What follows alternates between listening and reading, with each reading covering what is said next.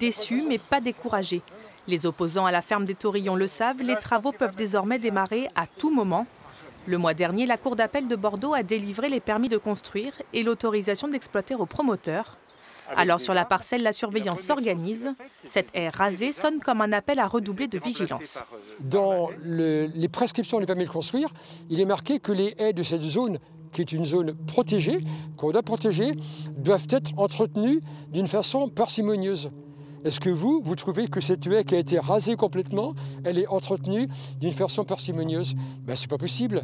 Ça veut dire que le porteur de projet, il fait fi complètement de toutes les préconisations. Le projet prévoit la construction de 3 hangars abritant jusqu'à 1200 taurillons et une usine de méthanisation. Les 13 associations dénoncent un risque de pollution élevé. Après 6 années de combats et de procédures, ils entendent ne pas relâcher la pression et envisagent aujourd'hui de saisir le Conseil d'État. C'est en cours, nous sommes dans la phase de choix des avocats. Les avocats après vont nous dire de quelle manière c'est effectivement jouable ou pas. Et donc d'ici la fin février, puisque c'est la date limite, on mettra en place la saisine. Alors c'est désolant de se battre sur l'histoire de procédure, ça n'a rien de tellement intéressant.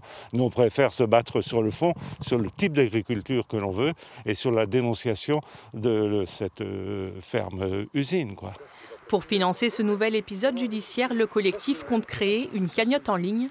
De leur côté, les porteurs du projet peuvent entamer leurs travaux, confortés par l'arrêt rendu par la Cour d'appel.